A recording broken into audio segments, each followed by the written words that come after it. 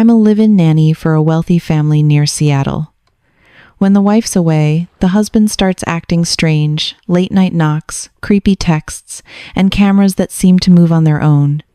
I thought I was imagining things, until I found his hidden office and realized I was being watched. Hi, I'm 28, work as a live-in nanny in a wealthy suburb outside of Seattle. The family, I'll call them the Harrisons, seemed like a dream at first.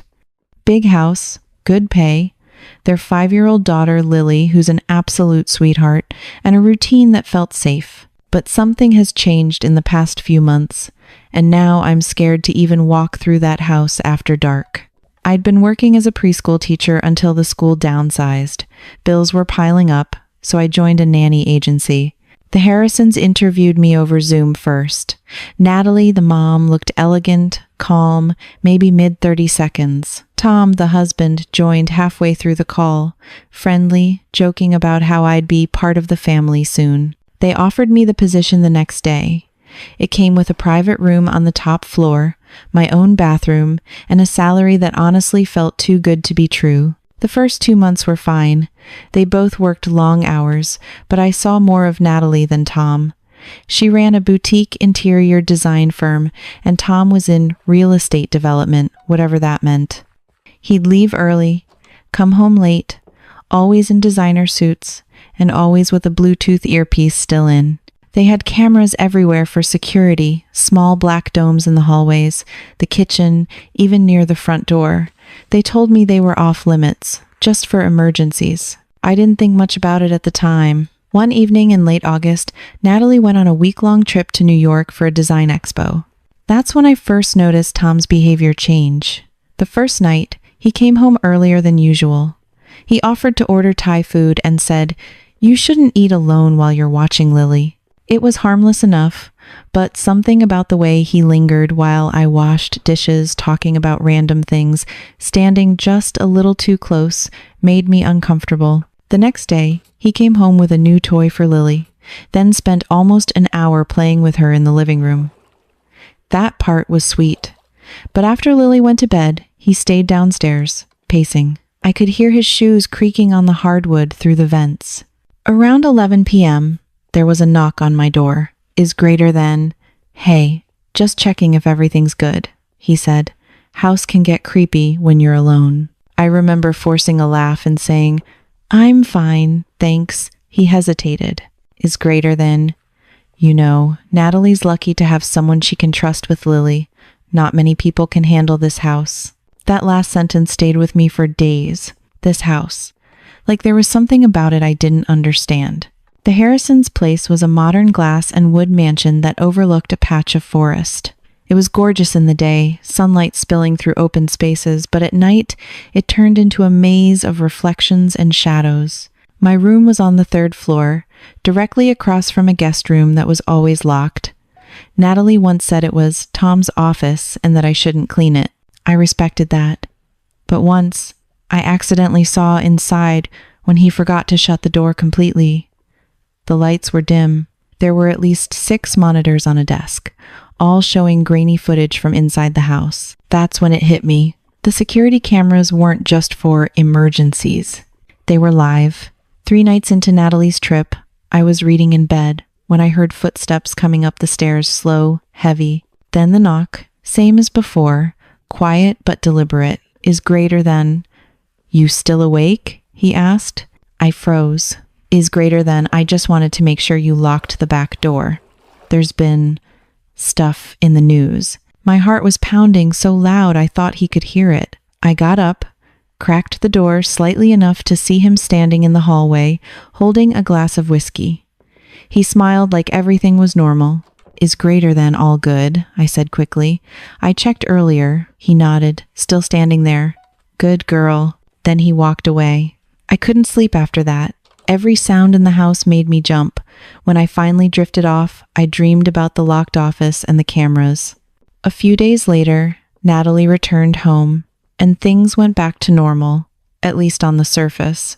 But Lily started drawing strange pictures. She'd bring me crayon sketches of the cameraman, a stick figure with long arms, standing in corners, watching her sleep. I asked, "Honey, who's this supposed to be?" She said, "Daddy says he's keeping us safe." I laughed it off at first, but that night I noticed one of the hallway cameras had moved.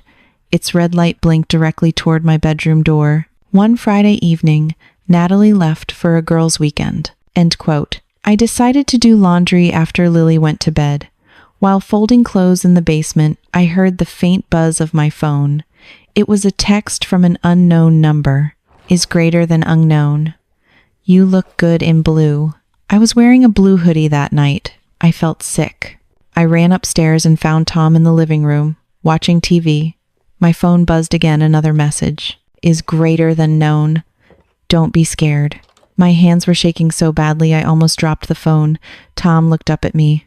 Is greater than everything okay? He asked, that same smooth tone. I muttered something about spam texts and went straight to my room. I unplugged the camera in the corner and covered it with a towel. A few days later, while cleaning, I noticed Tom's office door was open again. He wasn't home. Something in me snapped I needed to see. Inside, the monitors were on. One showed the kitchen, one the living room, another Lily's bedroom, and one showed my room. The feed froze for a second, then flickered, and I saw myself from earlier that morning, sitting on my bed tying my shoes. I wanted to scream, but instead I took pictures of the screens with my phone. That's when I heard Lily behind me. "Miss Jenna, Daddy says you're not supposed to be here." She was holding a small toy camera. Plastic, but it had a red light that blinked when she pressed it. My stomach dropped. He'd given her a toy camera. He was normalizing it. That night, I waited until Natalie came home and showed her the photos I took. At first, she laughed, said Tom was obsessed with home security and that I was misunderstanding things. I told her about the texts, the camera in my room, how Lily mentioned the cameraman.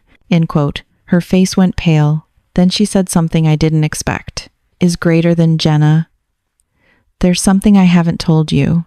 She explained that a few months before hiring me, their previous nanny had quit abruptly. She'd accused Tom of invading her privacy, but Natalie claimed it was just a misunderstanding. The police had been involved briefly, but no charges were filed. I asked if the cameras were part of that. She nodded slowly. I begged her to let me quit. She said fine, but asked me to stay just one more weekend until she could find a replacement. I agreed. Biggest mistake of my life. Saturday night. Tom was home. Natalie had taken Lily to her mother's.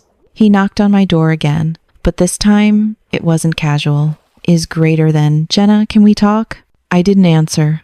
I just sat there, heart hammering, staring at the handle, turning slightly. Then he said something that made my blood run cold. Is greater than, you shouldn't have shown her the pictures.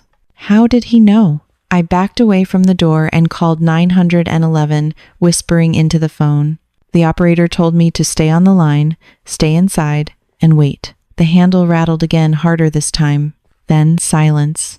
After what felt like hours, it was maybe 10 minutes, I heard footsteps going downstairs and the sound of the front door slamming. When the police arrived, Tom was gone. The cops asked me to show them the office. They found more than just cameras. Behind the desk, there was a small panel in the wall.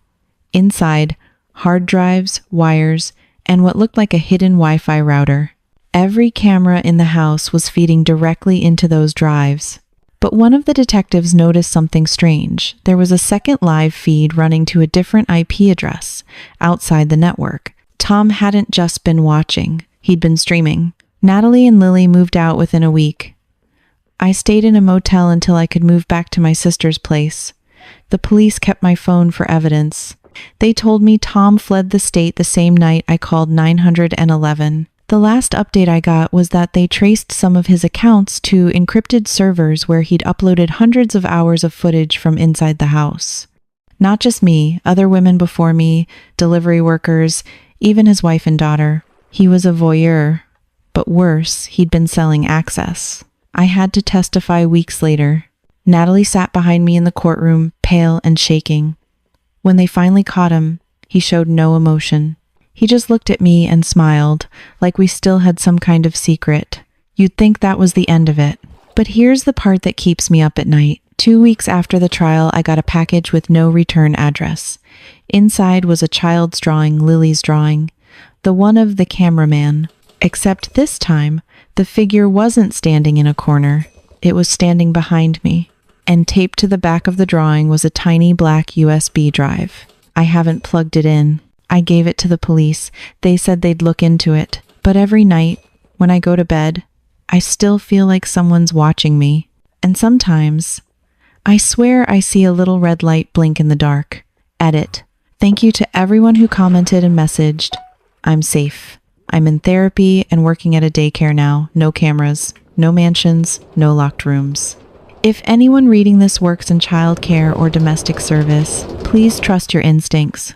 If something feels wrong, don't second guess it. Get out. Because sometimes the cameraman isn't just in the stories kids tell. Sometimes he's real and he's still watching.